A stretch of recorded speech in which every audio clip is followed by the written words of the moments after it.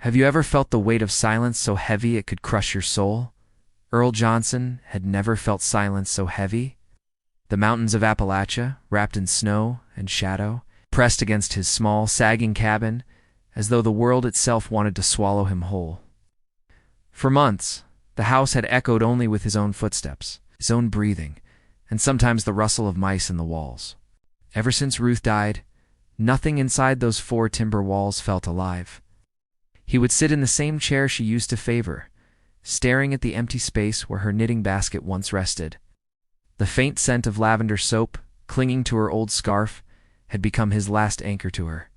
He had tried to live on, to cut wood, to tend the chickens, to patch the holes in the roof, but everything felt like an echo of a life that had once been shared. Now, with winter crawling down the mountains, Earl braced for a season of cold, solitude, and the relentless memory of loss. His cabin, little more than weathered planks and a crumbling chimney, stood stubbornly against the wind. The roof sagged, the floor creaked, and the windows wept drafts. Earl had just enough food stored in the pantry to survive, though it meant rationing every meal.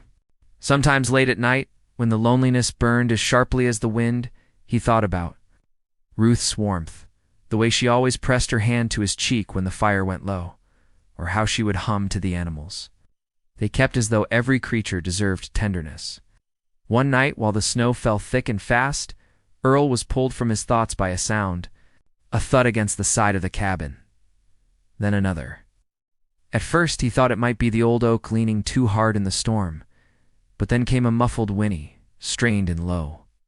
Earl frowned, pulled on his boots, and opened the door.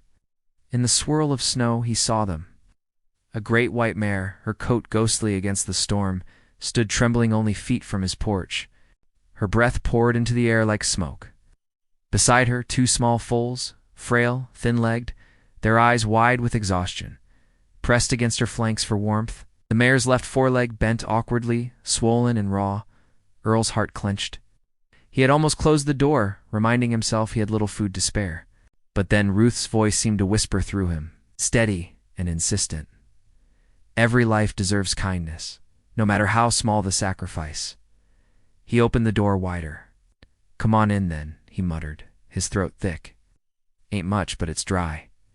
The mare hesitated, then limped toward the light spilling from the cabin. The foals stumbled after her. Inside, the tiny house seemed transformed. The mare's presence filled the room with heat, her breath clouding the air like steam. The foals pressed against Earl's legs as though they had always belonged there. For the first time in months, the cabin was alive. Over the days that followed, Earl found himself caring for them with a devotion that surprised him.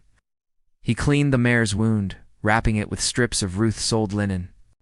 He fed the foals scraps of grain meant for the chickens, and warmed them by the fire when the nights cut deep.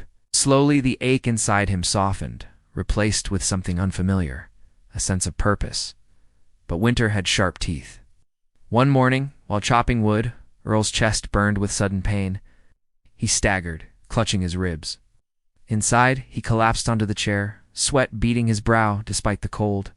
The mare moved closer, her great eyes steady on him. The foals climbed onto his lap, their tiny bodies pressing warmth into his chest. And as he lay there gasping, he felt a strange, soothing heat radiating from them, easing the pain, wrapping him in a calm he hadn't known since Ruth's last touch. That night, as the fire snapped, Earl opened Ruth's old diary. He hadn't dared touch it since she passed. His hands shook as he flipped through the pages. There, in her looping script, he found something he had never noticed before. "I dream of white horses," she had written. Ow. "Their eyes like lanterns in the dark.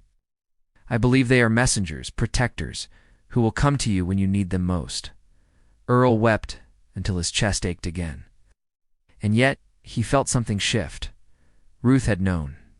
Somehow she had believed these creatures would find him. Not everyone shared in the wonder. A week later, Frank Miller, a neighbor from the valley, stomped through the snow to Earl's cabin. He eyed the horses with suspicion. "White horses went missing from up north," Frank said, narrowing his gaze. "They're offering a reward for their return."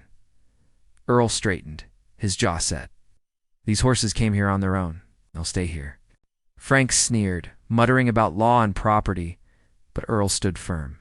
He would not give them up. These animals weren't property. They were grace itself, sent in his darkest hour. Another storm battered the mountains soon after. Fierce enough to tear down the fragile shed Earl had converted into a stable.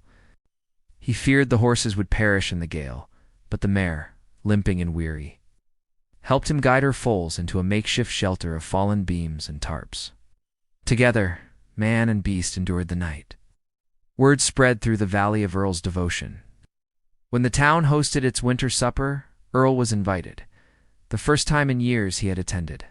He went reluctantly, but there, amid laughter and shared bread, he felt the warmth of community seep into his bones. He wasn't as alone as he had believed. When he returned home, he saw something extraordinary. The ruined stable glowed faintly, bathed in golden light. Inside, standing among the horses, was a woman. She was tall, cloaked, her hair spilling like silver down her shoulders. Earl froze, his breath caught. The woman smiled gently. "Ruth sent them to you," she said. Her voice carried a music Earl had only ever heard in dreams. "They are guardians, healers. When you opened your door to them, you opened your heart again. That is all Ruth wanted for you." Tears burned Earl's eyes. "Are you her?" The woman only placed a hand on the mare's neck. "She is here in every act of kindness you give. She is here in them." As the golden light dimmed, the woman's form dissolved into the snow-lit air. Earl stood, trembling, until only the horses remained, their steady breaths filling the night. From that night on, Earl no longer feared the silence of his cabin. Each morning he greeted the mare and her foals.